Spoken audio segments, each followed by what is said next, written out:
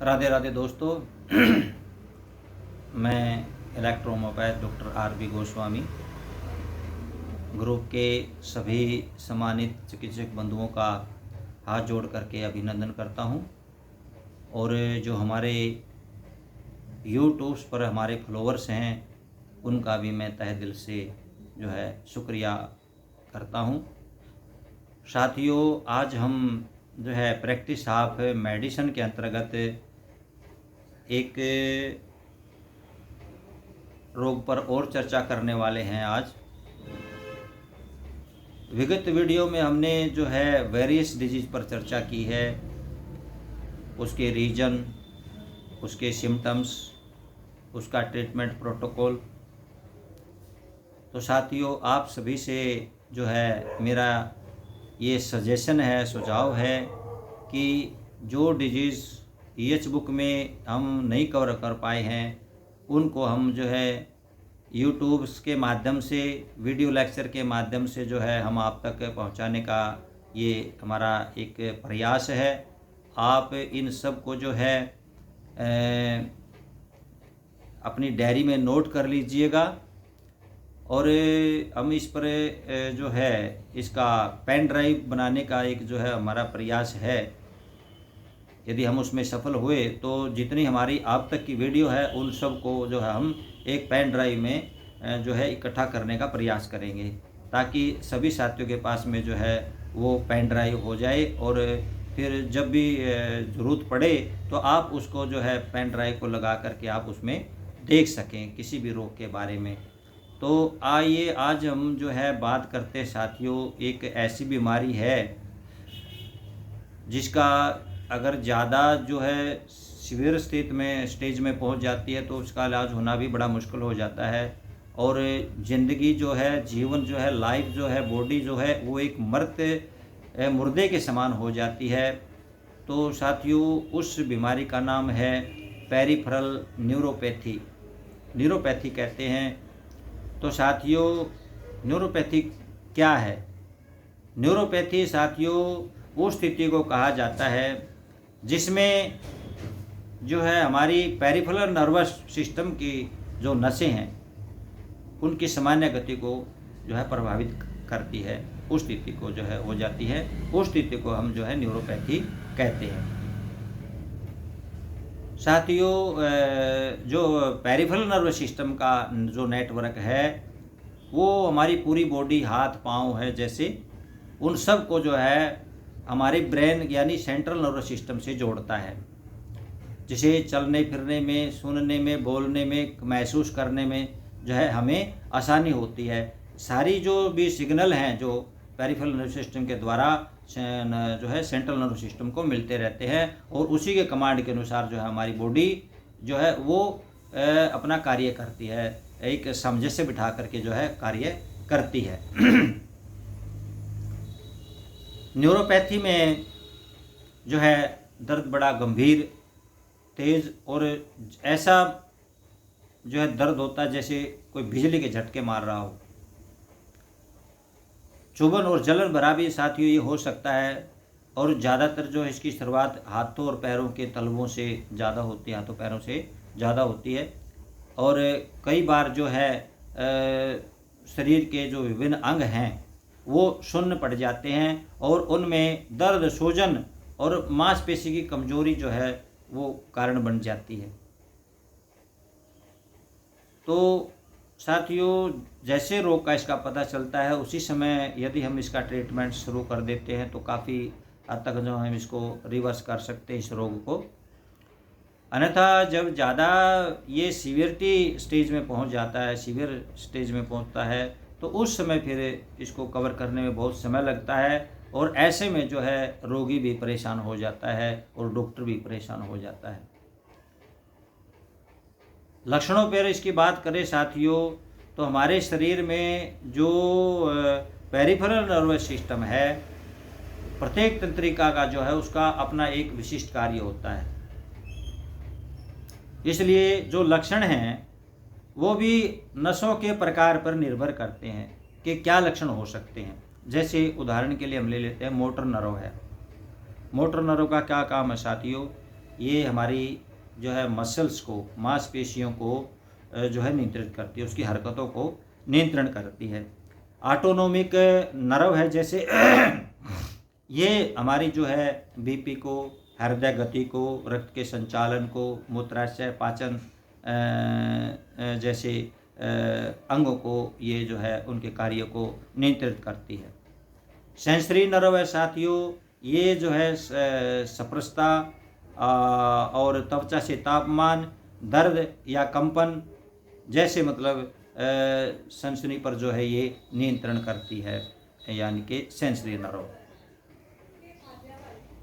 तो इनके अब प्रभाव जैसे कैसे पड़ते हैं, लक्षण में कैसे दिखते हैं, जैसे सामंजस्य की कमी, इसमें सेंसरी नर्व में सामंजस्य की कमी, गिरना, स्पर्श के प्रति अति संवेदनशीलता के जो है उसके अंदर लक्षण दिखाई देते हैं।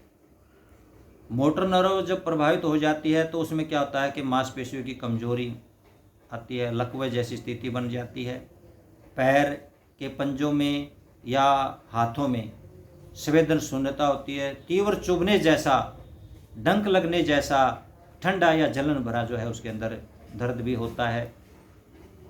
ऑटोनोमिक नर्व में साथियों जैसे मूत्राशय, पाचन है या आंतर समस्या है वो अधिक होती है, और रक्तचाप के जैसे पसीना ज़्यादा आता है या फिर कम आता है, या रक्त का जो रक्तचाप है वो जो है अनबैलेंस हो जाता है, उसके परिवर्तन में आ जाता है और चक्कर आने लगते हैं। तो ये जो भी जिस भी अंग को नर्व जो प्रभावित करती है वो अंग जो है इस रोग के बढ़ने पर जो प्रभावित होने लग जाता है, उस अंग के कार्य। तो कारण क्या है साथियों इसके कारणों पर हम अगर चर्चा करें तो मेन कारण जो है इसका हेरिडेटरी, वंशानुगत, और दूसरा कारण है अन्य कारण। अन्य कारणों में क्या है? अन्य कारणों में जैसे संक्रमण है या ऑटोइम्यून डिजीज़ या HIV वगैरह की प्रॉब्लम है, हार्पी जोस्टर की है, बैक्टीरिया का या वायरस का संक्रमण है, सिस्टोमिक डिजीज़ जो हैं पूरे शरीर को जो है ये प्रभावित करती हैं। इनमें जैसे मधुमेह है, गुर्दा रोग है, कैंसर है, हार्मोन असंतुलन, ये भी जो हैं इस रोग को पैदा करने में जो है काफ़ी हद तक भूमिका निभाती हैं। इसके अतिरिक्त जो है कोई मतलब गिर कर के चोट लग जाए या कार दुर्घटना होने पर या खेलने पर कोई नर्व डैमेज हो जाती है, या कुछ जैसे ड्रग्स वगैरह से भी जो है नशे जो नर्व जो है वो तंत्रिकाएं प्रभावित होती हैं, जिसके कारण ये रोग पैदा हो जाता है। पॉइजन है, पॉइजन अगर ज़्यादा खा लिया जाए तो उसे नर्व तंत्रिका डैमेज होने का खतरा हो जाता है। वस्कुलर डिसऑर्डर हैं, इनसे भी जो है ये न्यूरोपैथी का रोग हो जाता है। इसके अतिरिक्त और है जैसे जो लोग शराब ज़्यादा पीते हैं, धूम्रपान इत्यादि ज़्यादा करते हैं, और विटामिन्स की कमी है, या फिर जो ज़्यादा उम्र के लोग हैं उन लोगों को भी जो है न्यूरोपैथी का रोग हो जाता है। तो साथियों ये जो है इसके कारण हैं। तो इन सब कारणों का ध्यान रखते हुए हमें इसकी चिकित्सा करनी होगी। तो साथियों इलेक्ट्रोहोम्योपैथी में हम जो है क्या कर सकते हैं? इलेक्ट्रोहोम्योपैथी में साथियों जैसा कि आप सब जानते हैं, हमारे जो पॉपुलर फार्मूले हैं BP और BC, क्योंकि ये समस्या अगर कोई भी नर्व तंत्रिका है वो हमारे पाचन संस्थान को प्रभावित करती है, तो उसमें जो है हमें BP का मेडिसिन उसमें यूज़ करते हैं, जो हमारे डाइजेशन सिस्टम को, मेटाबॉलिक सिस्टम को जो है स्ट्रॉन्ग बनाती है, और इसके साथ साथ नर्व सिस्टम जो है उसको स्ट्रॉन्ग बनाती है। तो हमारी BC जो इसके अंदर है, जो नर्व तंत्र को प्रभावित करती बहुत ही इफ़ेक्टिव औषधि है। तो साथियों S10 है, S10 भी जो है वो नरतंत्रिका की जो है नरतंत्रिका की औषधि है और पूरे एलिमेंट्री कनाल पर यानी कि मुख से लेकर के गुदा तक जो है ये पूरा जो है इफ़ेक्टिव दिखाती है और हमारी जो है स्पाइन पर भी बहुत अच्छा ये प्रभाव दिखाती है। और इसके साथ साथ पेन में भी जो है इसका बहुत अच्छा परिणाम जो है देखने को मिला है S10 का। तो साथियों इसके साथ साथ में जो है ब्लू इलेक्ट्रिसिटी साथियों इसका एक ही प्रभाव है कि पूरे बॉडी में ब्लड सर्कुलेशन को जो है प्रॉपर रूप से जो है उसको फॉलो करना, ये ब्लू इलेक्ट्रिसिटी है।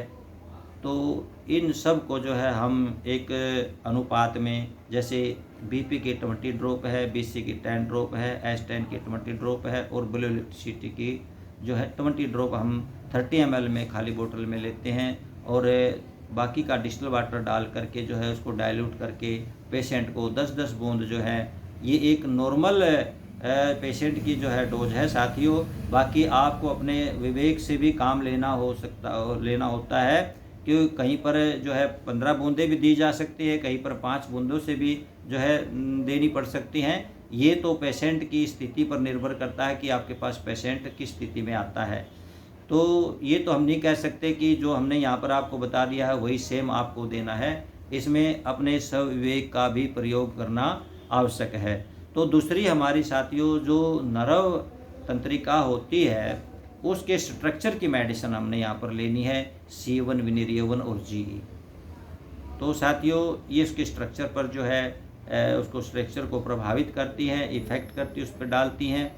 तो यहाँ पर इसकी 5-5 बूंदें जो हैं हमने 30 ml से लेना है और 30 ml में डालना है और इसकी 10-10 बूंदें 2-2 घंटे पर जो है रिपीट करनी है। तो तीसरी औषधि साथियों यहाँ पर कंप्रेक्स के रूप में हमने प्रयोग की है A2, F2, C5, L1, RE और जो है BE का हमने यहाँ पर प्रयोग किया है। तो साथियों इन सब की जो है हमने D3 से 10-10 ड्रॉप लेनी है। ये हमारी जो है 6 मेडिसिन हैं, लगभग 6 मेडिसिन हैं, इनकी 10-10 ड्रॉप लेनी है।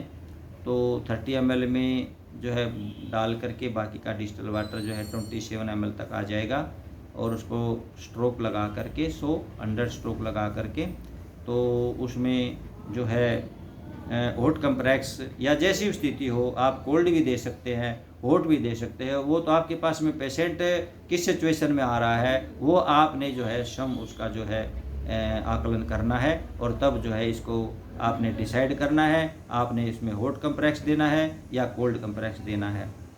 तो साथियों उसका सुबह शाम जो है आप ये कंप्रेक्स उसको लगा सकते हैं। तो ये आज का हमारा जो है डिजीज़ था पेरिफेरल न्यूरोपैथी या न्यूरोपैथी ऑफ पेरिफेरल।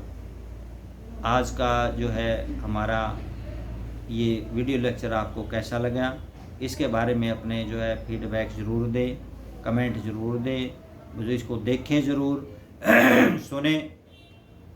और जो नए साथी हैं हमारे वो जो है हमारे इस जो है चैनल को सब्सक्राइब कर लें, जो अभी पहली बार देख रहे हैं, जो नए हैं, और जो नए चिकित्सक हैं जो स्टार्टिंग अपनी कर रहे हैं वो तो बिल्कुल ही जो इस चैनल को सब्सक्राइब कर ले, क्योंकि उनके लिए बहुत उपयोगी सामग्री जो है वो इस वीडियो लेक्चर में उनको प्राप्त हो सकती है, मिलती रहेगी। और जो है साथियों औषधियाँ जो हैं साथियों गुणवत्तापूर्ण होनी चाहिए आपकी। अगर आपके पास औषधियाँ गुणवत्तापूर्वक नहीं है तो फिर ट्रीटमेंट भी जो है हम सही तरीके से जो उसका नहीं कर पाएंगे, जो इसका हमें परिणाम चाहिए वो सफिशिएंट परिणाम हमें उसको नहीं मिलेंगे।